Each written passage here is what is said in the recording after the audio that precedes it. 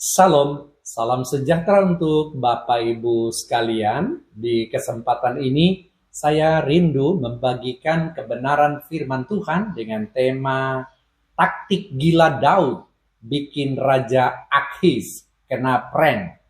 Bacaan Alkitab 1 Samuel 21 ayat 10 sampai ayat 15. Kiranya Bapak Ibu berkenan membacanya.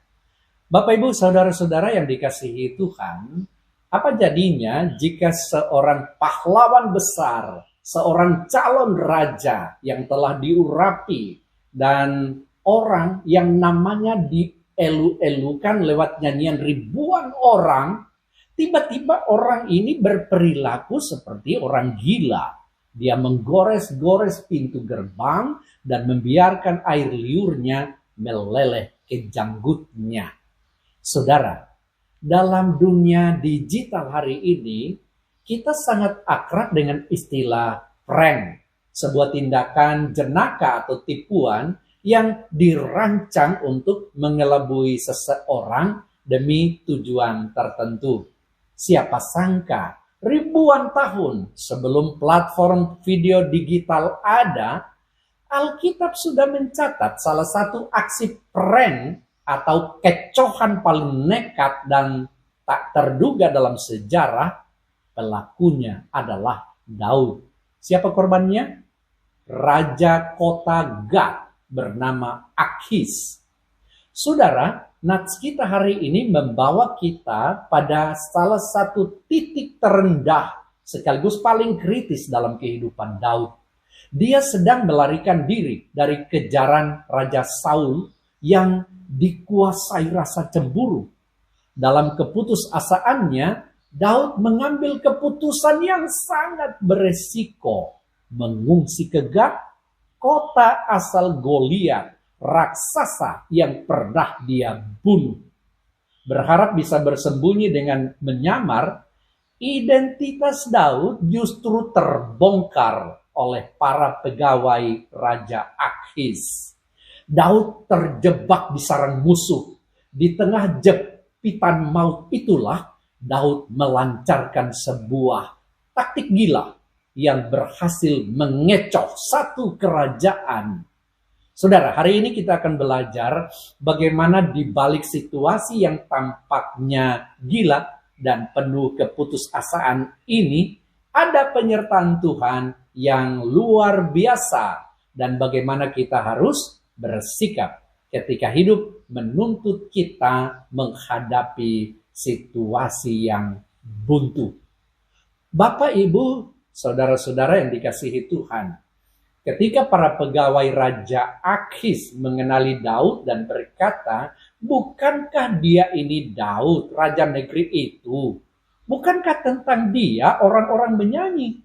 Saul mengalahkan beribu-ribu musuh, tetapi Daud berlaksa-laksa. Ayat 11. Ketika mendengar informasi valid ini, jantung Daud pasti berhenti berdetak sesaat. Alkitab mencatat dengan jujur, Daud memperhatikan perkataan itu dan ia menjadi sangat takut kepada Akhis, raja kota Gat. Ayat 12. Daud berada di posisi yang sangat dilematis. Jika dia kembali ke Israel, Saul siap membunuhnya. Jika dia tetap di Gat dan ketahuan sebagai pembunuh Goliat, bangsa Filistin pasti akan mengeksekusinya sebagai pembalasan dendam. Daud seakan terjebak di antara singa dan buaya. Saudara, seringkali dalam hidup ini, kita pun dihadapkan pada situasi terjepit seperti ini. Masalah ekonomi yang menghimpit di satu sisi dan tuntutan kebutuhan di sisi lain. Masalah pelayanan yang berat atau konflik keluarga yang tak kunjung usai.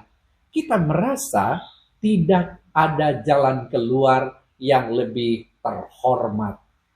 Bapak, Ibu, Saudara yang dikasihi Tuhan, di alam liar ada sebuah fenomena menarik yang dilakukan oleh beberapa jenis hewan.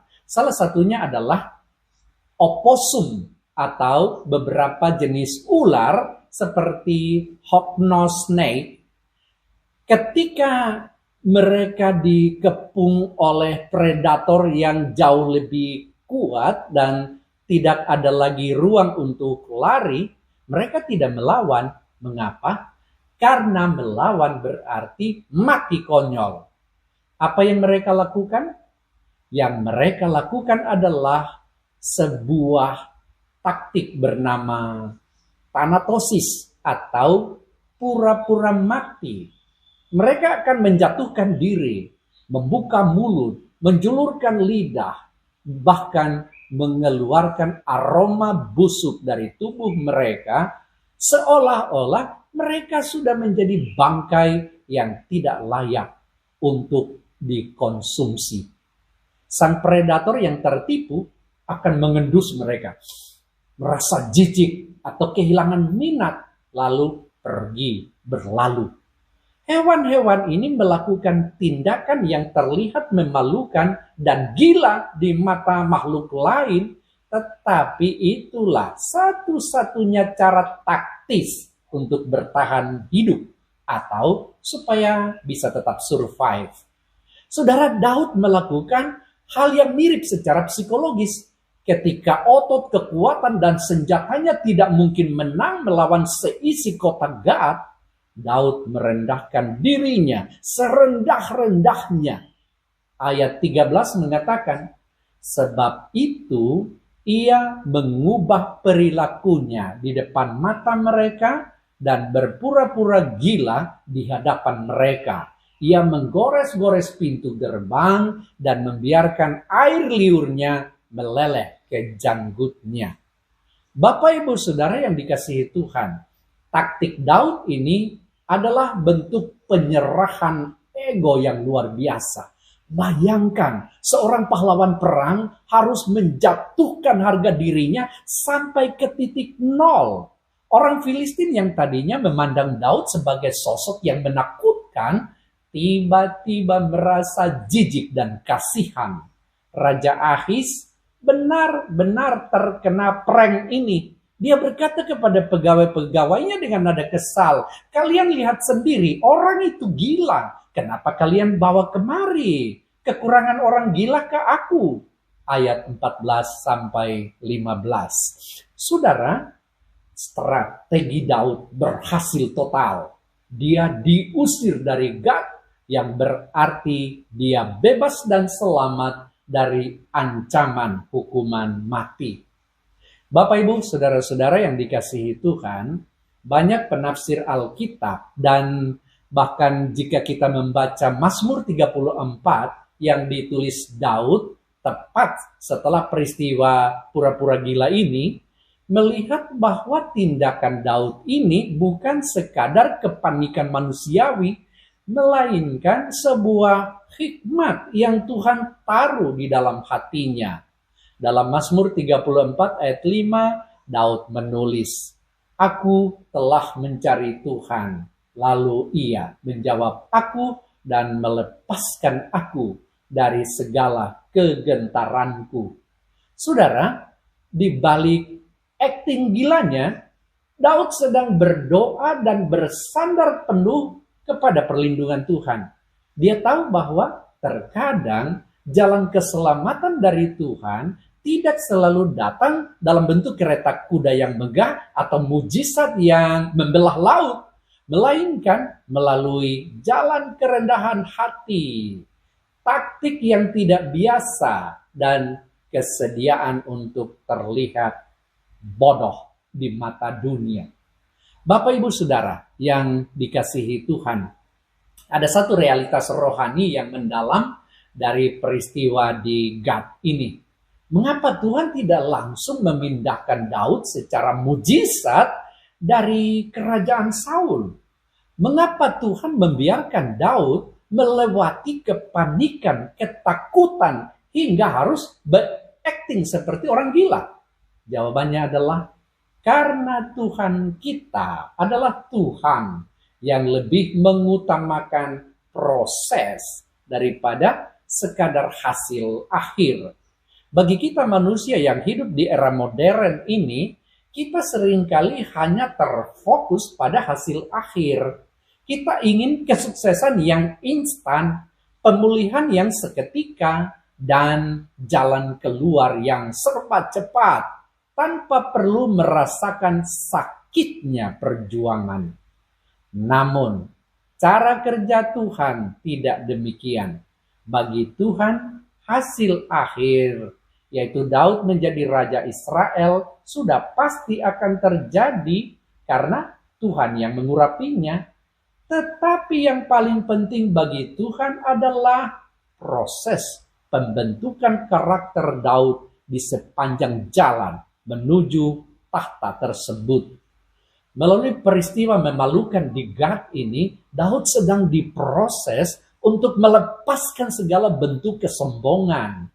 Dia yang pernah dipuji karena mengalahkan 10.000 musuh, kini harus belajar bahwa dia bukan siapa-siapa tanpa perlindungan Tuhan. Di dalam proses gila ini, iman Daud dimurnikan.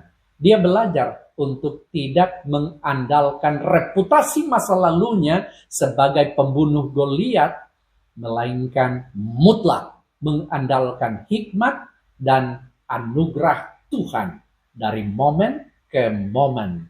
Ketika kita berada dalam pergumulan yang panjang dan jalan keluar yang tampaknya belum terlihat, saudara, ingatlah bahwa Tuhan sedang memproses kehidupan kita.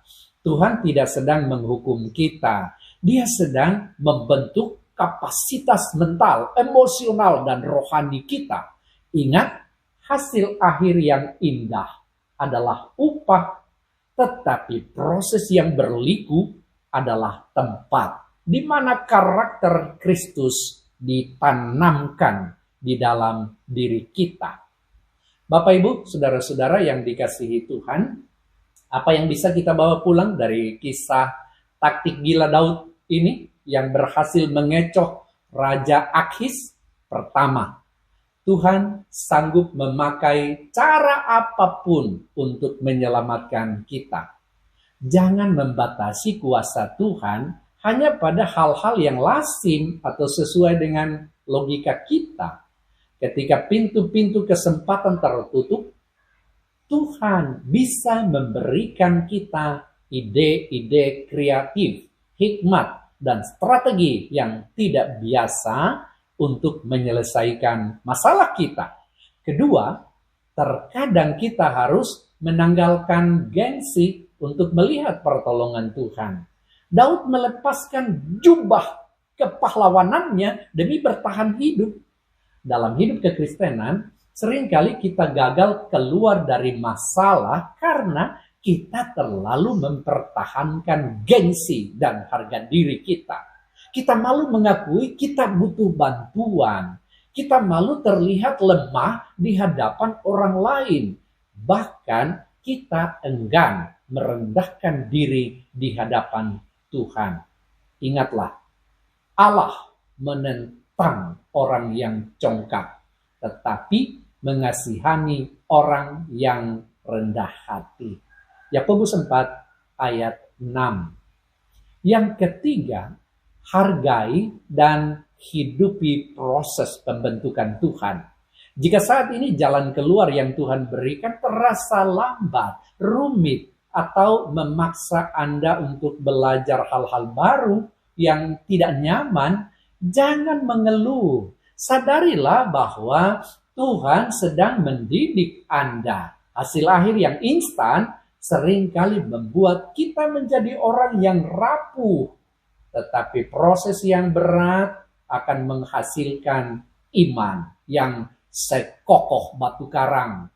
Saudara, ketika dunia menuntut Anda untuk selalu terlihat sempurna, kuat, dan tanpa celah, belajarlah dari Daud. Ketika keadaan mendesak, setialah kepada proses Tuhan. Gunakan hikmatnya dan jangan takut dianggap remeh oleh dunia, karena yang paling penting adalah hidupmu tetap terpelihara di dalam tangan Tuhan. Jika hari ini Anda merasa sedang terjebak di kota Gat kehidupan Anda, dikelilingi oleh masalah yang siap menerkam, datanglah kepada Tuhan. Mintalah hikmat yang melampaui akal budi manusia. Tuhan yang sama yang menyertai Daud dalam aktingnya di gerbang Gat adalah Tuhan yang sama yang akan menuntun langkah kaki kita melewati badai kehidupan. Tuhan Yesus memberkati saudara sekalian. Amin.